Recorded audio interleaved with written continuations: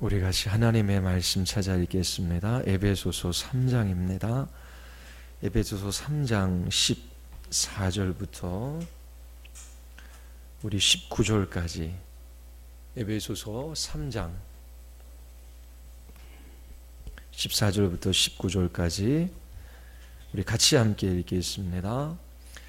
이러므로 내가 하늘과 땅에 있는 각 족속에게 이름을 주신 아버지 앞에 무릎을 꿇고 비노니 그의 영광의 풍성함을 따라 그의 성령으로 말미암아 너희 속사람을 능력으로 강건하게 하시오며 믿음으로 말미암아 그리스도께서 너희 마음에 계시게 하시옵고 너희가 사랑 가운데서 뿌리가 박히고 터가 굳어져서 능히 모든 성도와 함께 지식에 넘치는 그리스도의 사랑을 알고 그 너비와 길이와 높이와 깊이가 어떠함을 깨달아 하나님의 모든 충만하신 것으로 너희에게 충만하게 하시기를 구하노라. 아멘. 우리 말씀 듣기 전에 기도하시겠습니다. 하나님 아버지, 금요일 저녁 교회의 공기도 모임으로 모이게 하시고 주의 말씀을 듣고 기도하며 간구하게 하여 주심을 감사드리옵나이다. 사도 바울의 기도를 배우게 하시고 저희들도 동일한 기도 제목으로 주께 아뢰을 때에 주님께서 우리의 기도에 귀를 기울이사 응답하여 주시옵소서. 한 사람 한 사람 그리스도께서 다스리시고 통치하시며 저희들과의 인격적인 교제 속에서 주님의 크신 사랑을 더 깊이 경험하게 하시고 그 사랑을 나타내는 복된 그리스도인의 삶을 살아가게 하여 주시옵소서. 성령 하나님께서 우리의 기도 모임 가운데 역사하여 주시고 인도하여 주시기를 간절히 원하오며 예수 그리스도의 이름으로 기도드리옵나이다. 아멘. 헬스장을 1년씩 끊고 다닌 지가 한 5년 됐나요? 헬스를 꾸준하게 하는 것이 이제 쉽지는 않습니다. 그런데 좀 운동을 꾸준하게 하면은 이제 몸의 변화를 경험합니다. 제가 보통 가면은 윗몸 일으키기를 이제 한 90개 정도 합니다. 90개 내지 100개요. 90개 내지 100개 하는데 한 일주일만 열심히 해도 한 2주일째 되면은 크게 안 힘들어요. 그래서 이게 좀 더 기울기를 더해서 할 수 있는데 한 1주, 2주 쉬었다 가면은 또 배가 아프기 시작해요.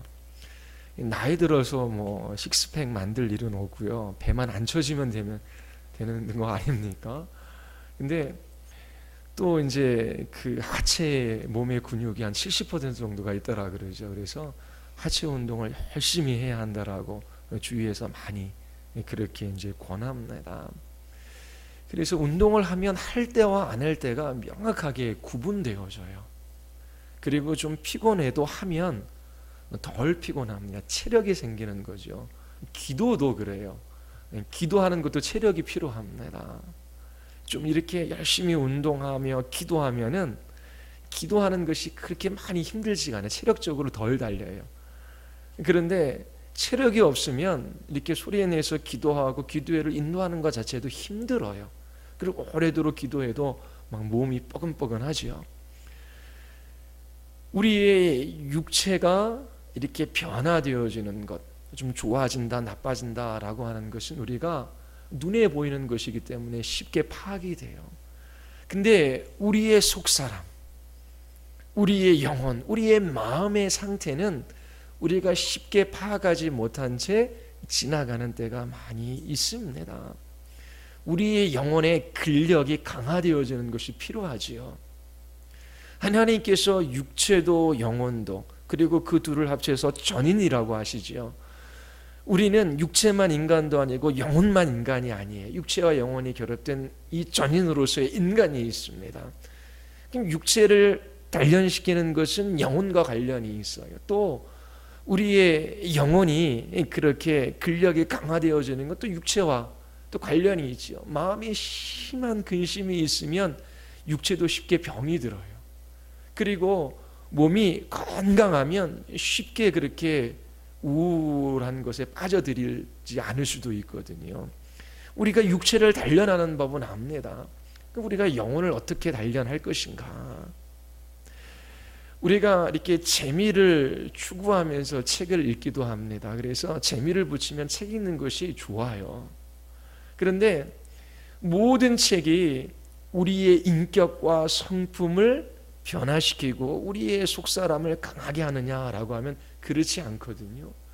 근데 하나님의 말씀은 성령께서 역사하셔서 읽고 듣고 묵상할 때에 우리의 속사람을 강하게 하여 주시고, 그리고 우리의 그 마음을 담대하게 하시며 우리의 내면에 그런 변화들을 허락해 주시는 것입니다. 그런데 운동을 한다고 해서 하루 이틀 한다고 해서 몸의 변화가 쉽게 느껴집니까? 꾸준하게 해야 되지요. 마찬가지로 사도 바울이 에베소에 있는 성도들을 위하여 기도하지 않습니까? 하나님, 지혜와 계시의 영을 주셔서 저희들의 마음 눈을 밝혀주심으로 저희들이 하나님 한번 알아가게 하여 주시옵소서. 예수 그리스도 한번 알아가게 하여 주시옵소서. 우리가 참으로 갈망해야 할 대상, 우리가 참으로 목말라야 할 대상이 누구인지 우리는 알고 있어요. 근데 그거 모르는 사람 많거든요. 영혼이 허하니까 TV도 보고 영화도 보고 취미활동도 하고, 그거 다 하나님이 주시는 선물일 수 있어요. 하는 거 죄가 아니에요. 누리십시오. 그런데 예수 그리스도 그분 안에서 누리는 만족과 기쁨과 위로, 거기에는 참된 만족이 있거든요. 그런데 그냥 잡지나 아니면 나를 즐겁게 할 그런 책들, 아니면 이런저런 일들을 하면 나를 즐겁게 할 것들을 찾아요. 왜냐하면 마음이 허하기 때문에 그렇거든요. 그런 것들은 우리의 영혼의 변화를 불러일으키지도 않고 잠시는 즐거움을 가져다 주지만 우리의 인격과 성품을 변화시킬 수 있는 그런 진리가 아닙니다. 그리고 꾸준하게 하나님 앞에 기도하는 거죠. 기도할 때 그냥 기도하는 게 아니라 그 말씀을 따라 주님의 기뻐하시는 뜻을 따라 기도하지 않습니까? 그러면 그렇게 기도할 때 하나님과 교통과 교제가 일어나고, 그리고 그 기도할 때에 우리의 속사람이 강하게 되는 것, 하나님께서 우리를 붙들어 주시고 그리고 성숙한 그리스도인들로 우리를 세워가시는 그런 성령 하나님의 역사하심을 경험하고 또 알아갈 수 있거든요. 그런데 그렇게 자기 자신의 영혼과 가정과 교회를 위하여 기도하고 그렇게 우리의 영혼에 참된 만족이 되시는, 우리가 목말라하고 우리가 갈망해야 할 대상이신 그 예수 그리스도 그분을 알기 위하여 하나님 앞에 나아가는 그런 일들을 하지를 않아요. 그러면 운동하지 않는 사람은 근육이 빠져나갈 수밖에 없지요. 나중에 지팡이 짚고 다니고, 그리고 나중에 그렇게 제대로 그렇게 활동하지 못하는 그런 지경에 이릅니다. 우리의 속사람도 마찬가지. 사도 바울이 하루 이틀 한두 번 기도했겠습니까? 에베소 교회 성도들을 위하여 기도할 때에 평생, 그 에베소 교회뿐만 아니라 성도들을 위하여 기도할 때, 하나님, 정말 저희들이 하나님 한 분 알아가기를 원합니다. 저희의 속사람을 강건하게 하여 주시옵소서. 성령 체험했다, 뒤로 넘어졌다, 방언을 한다, 그런 경험들이 신앙에 도움이 될 수도 있어요. 그런데 아무리 많은 것들을 체험해도 반짝하지만 그 속사람이 강건해져서 신약교회의 성도들 사도들처럼 두려워하지 아니하며 그렇게 복음을 증거하고 길이 없어도 주님께서 말씀하셨기에 길을 내면서 가는 그러한 삶들을 살아가야 하는데, 속사람이 강건하지 않으면 그런 삶을 살아갈 수가 없습니다. 하나님께서 부르신 그곳에서 묵묵히 그 길들을 걸어갈 수가 없어요. 지난 주일에도 썩을 양식을 위하여 일하지 말라, 영생하도록 있는 양식을 위하여 일하라. 자, 직장을 다닐 때에 땀 흘려 일하는 그것을 함으로 우리 아이들 교육시키고 월세 내고 그리고 노후잔비도 준비하고 그런 것 자체가 목적이 아닌데요.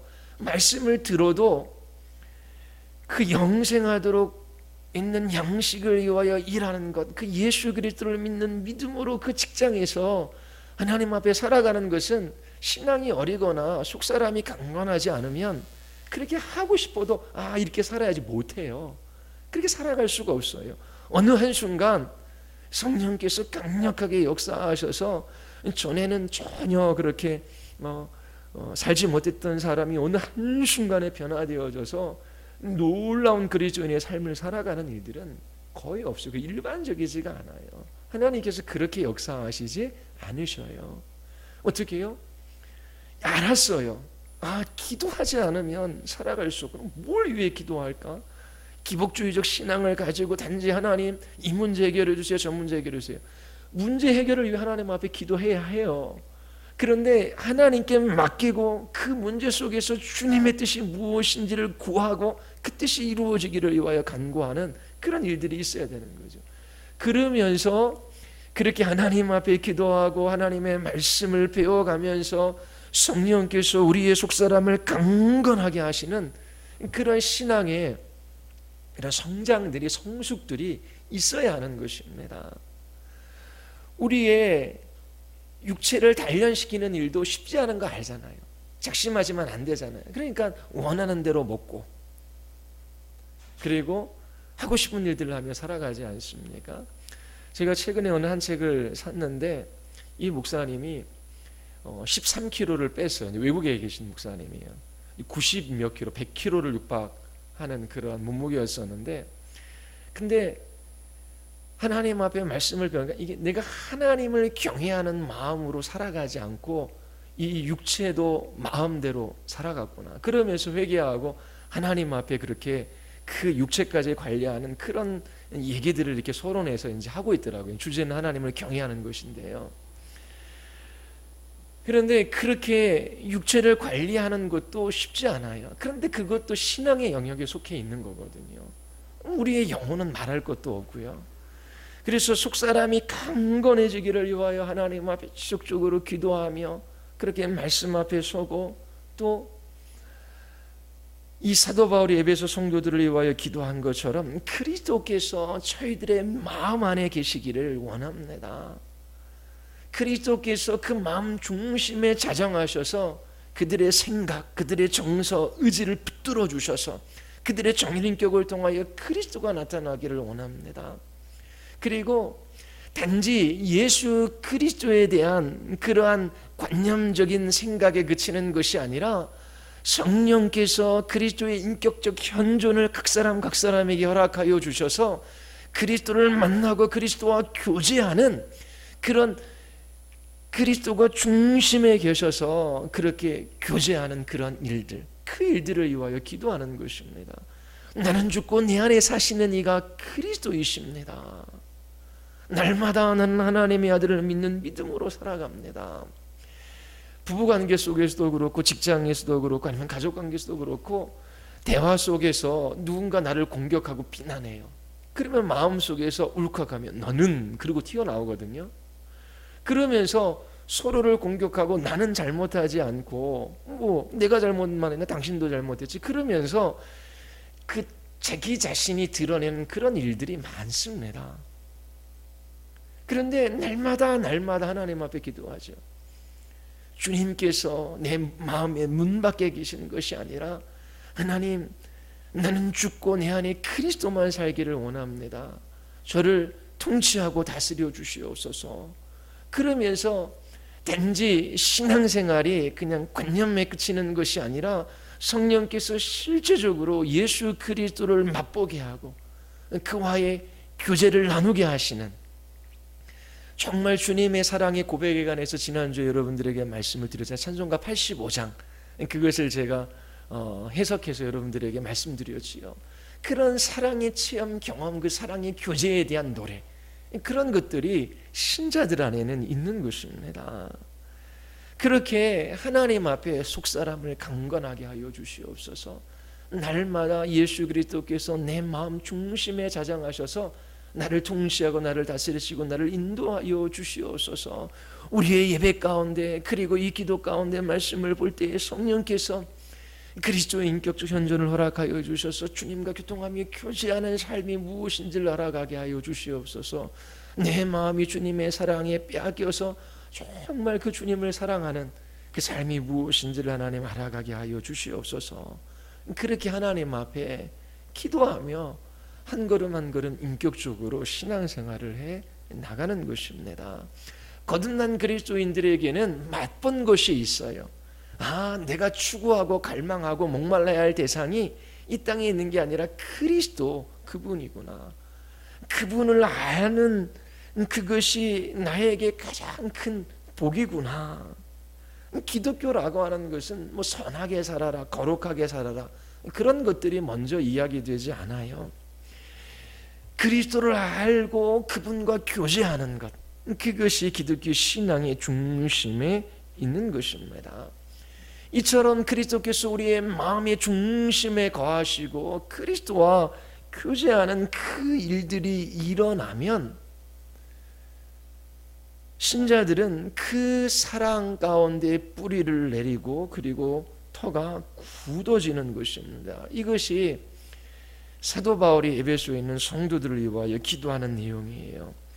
나는 사랑 가운데서 뿌리가 박히고 터가 굳어진 여러분들을 위하여 기도합니다. 그것이 그리스도인의 신앙의 이제 시작이거든요. 그리스도인의 삶의 기초는 예수님의 사랑에 뿌리를 내리는 것입니다. 뿌리를 내린다라고 할 때 나무의 이미지가 생각이 나지요. 나무는 자랍니다. 생명이 있어요.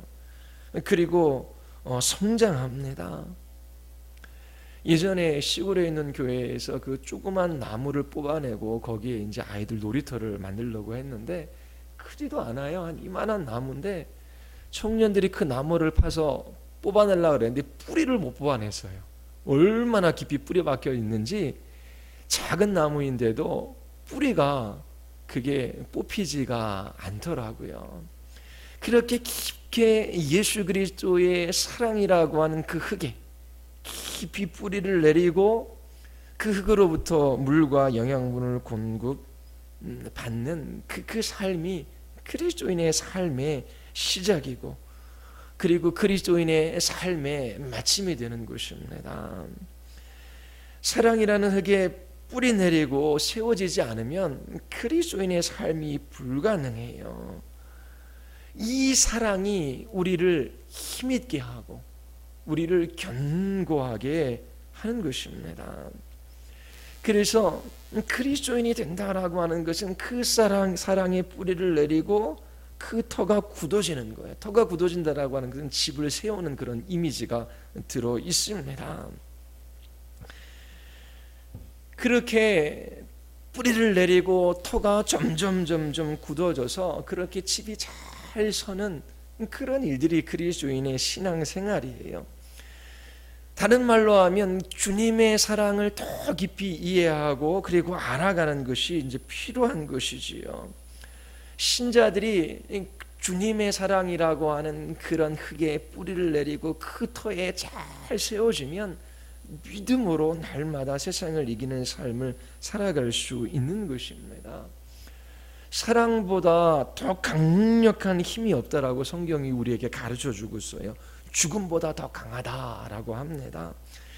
우리에게 가장 큰 영향력, 사람들에게 가장 큰 영향력을 미치는 것은 사랑이라고 하는 것이지요. 야곱이 라헬을 사랑했습니다. 라헬을 얻기 위하여 몇 년을 일했지요? 7년을 일했는데 그 7년이라는 세월을 수일같이 여겼대요.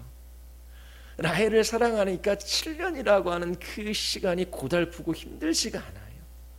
후딱 지나간 겁니다. 부산까지 가는 가장 빠른 방법이 무엇인지 아십니까? KTX 비행기. 그게 아니라 사랑하는 사람과 함께 가는 것이 가장 빠른 길이라고 이야기하지요. 왜 그러냐면은 이 사랑은 모든 것을 새롭게 보게 하는 능력이 있기 때문에 그렇습니다. 사도 바울은 끝없는 박해와 모욕 속에서 끝까지 이 복음을 전할 수 있었어요. 무엇 때문이냐면 그리스도의 사랑이 나를 강건하도다라고 그렇게 이 사도 바울이 고백하고 있습니다. 그리스도께서 이 바울 자신을 위하여 어떠한 일들을 하셨는지 이 바울은 알고 있어요. 그리스도의 사랑이 나를 강건하도다라고 하면서 이 예수 그리스도의 십자가의 죽으심에 관해서 이야기를 합니다. 예수님께서 나 같은 사람을 위하여 십자가에서 죽으셨다라고 하는 거죠. 그 십자가의 사랑이 이 바울에게 힘이 되고 능력이 되어서 능히 복음 전도자의 삶을 살아가고 그리스도인의 삶을 살아가게 한 것입니다. 여러분들이 그리스도의 사랑이 얼마나 넓고 깊고 높고 그리고 긴지 점점 더 잘 이해할 수 있게 되기를 바랍니다. 그 지식을 넘어서는 이 사랑을 알아가야 하는 것이지요. 예수님의 사랑에 대해서 우리가 읽은 본문이 두 가지로 묘사해요. 하나가 뭐냐면 넓고 길고 높고 깊다라고 하는 것이지요. 이러한 그리스도의 사랑을 묘사하는 단어가 의미하는 것이 무엇이겠습니까? 그 사랑이 광대하다라고 하는 거예요. 또 하나는 지식을 넘어서는 사랑입니다. 지식에 넘치는 그리스도의 사랑을 알게 하고 라고 하는데 지식을 초월하는, 지식을 넘어서는 사랑이에요. 그 사랑이 너무나 커서 우리의 말로 주님의 사랑 이런 거야, 말로 설명하기도 모자르고 말로 정의 내리기도 부족하다라고 하는 거예요. 그 지식을 뛰어넘는, 너무나 커서 정의를 내릴 수 없고 말로 다 표현할 수 없는 그 사랑, 헤아릴 수 없으며 측량할 수 없는 그 놀라운 사랑, 이러한 사랑이 있다. 그리고 그리스도인이라고 하는 것은 그 사랑에 뿌리를 내리고 그리고 털을 닦은 사람이다. 그리스도인으로 살아간다라고 하는 것은 이 그리스도의 사랑에 뿌리를 내리고 이제 신앙생활을 해나가는 것이다. 그리고 그 신앙생활을 점점 더 해나간다라고 하는 것은 그 그리스도의 사랑이라고 하는 흙에 뿌리를 내렸는데 그 뿌리가 더 깊어지고 그 사랑으로부터 영양분을 공급받아 그렇게 힘을 주시는 그런 하나님의 은혜 가운데 그렇게 그리스도인의 삶을 그렇게 살아가게 되는 것입니다. 어떠한 종교도 이처럼 인격적이지를 않아요. 그리고 살아계시고 역사하시는 주님과의 교통과 교제를 이야기하는, 하나님과의 교통과 교제를 이야기하는 종교가 없어요. 무엇인가를 깨닫고 그리고 그렇게 자기 자신의 결단과 의지로 선행을 행하거나 아니면 성인군자의 삶을 살아가는 것이 이 땅의 종교의 전부예요. 근데 이 기독교 신앙이라고 하는 것은 이 예수 그리스도의 사랑에 뿌리를 내리고 그 터에 집을 짓는 것과 마찬가지입니다. 하나님의 사랑이 우리의 마음 안에 부음받은 것이지요. 그래서 그리스도인의 삶이 시작됩니다. 다음 주에 넓고 길고 높고 깊음이라고 하는 이 주님의 사랑의 광대함을 표현한 이 의미가 무엇인지를 살펴보기를 원합니다. 우리는 실패하고 또 때론 넘어집니다. 그리고 이 삶을 살아갈 수 있을까 낭망하는 때도 있어요. 그런데 내가 주님을 붙든 것이 아니라 주님께서 우리를 붙드셨어요. 내가 주님을 사랑한 것이 아니라 주님께서 나를 사랑하셔서 주의 자녀 삼아 주셨습니다. 주님께서 이 걸음걸음들 이끌어 가셔요. 그래서 이 사도 바울의 기도처럼 하나님 한 분 알기를 위하여 기도하고 그리고 성령께서 속사람을 강건하게 하여 주시고 주님께서 늘 우리의 마음에 자장하셔서 우리의 전인격을 통치하시며 주님의 인격적 현존을 허락하여 주셔서 주님과 교통과 교제하고 그리고 그 사랑에 깊이와 넓이와 높이 더해가는 그리스도인의 이 삶의 이 놀라운 비밀들을 여러분들이 더 깊이 알아갈 수 있게 되기를 바랍니다. 우리 같이 한번 우리 기도하시겠습니다. 우리 이 시간 하나님 앞에 기도할 때 하나님, 예수님 외에 다른 것이 우리에게 소망이 될 수도 없고 기쁨이 될 수도 없고 또 우리의 자랑이 될 수도 없고 또 그 어떤 것도 사랑의 대상이 될 수 없음을 알게 하여 주셨습니다. 그럼에도 불구하고 하나님, 저희들이 주님의 이 놀라운 사랑을 할마다 묵상하며 그 사랑의 넓이와 길이와 높이와 깊이가 어떠함을 날마다 더 알아가기보다 하나님 다른 것들에 매여 살아가는 때가 많이 있습니다. 우리를 창세전에 구원하시기로 정하시고 우리를 부르셔서 우리를 주의 자녀 삼아주신 그 놀라운 십자가의 사랑이 우리에게 있습니다. 주님, 이 밤에 기도하는 우리를 붙들어 주시고 또 성소로 교회 교우들을 붙들어 주시옵소서. 참으로 하나님, 우리에게 모든 것 대신 그리스도를 주셨습니다. 그 그리스도의 사랑에 깊이 뿌리를 내리고 터가 굳어져서 정말 그 사랑이 우리를 강건하고 그 사랑이 우리에게 힘이 되며 능력이 되며 그 사랑이 우리의 영혼을 살게 하는 이 놀라운 그리스도인의 삶을 알아가게 하여 주시옵소서. 우리 같이 한번 우리 하나님 앞에 들은 말씀을 기억하며 우리 기도하시겠습니다.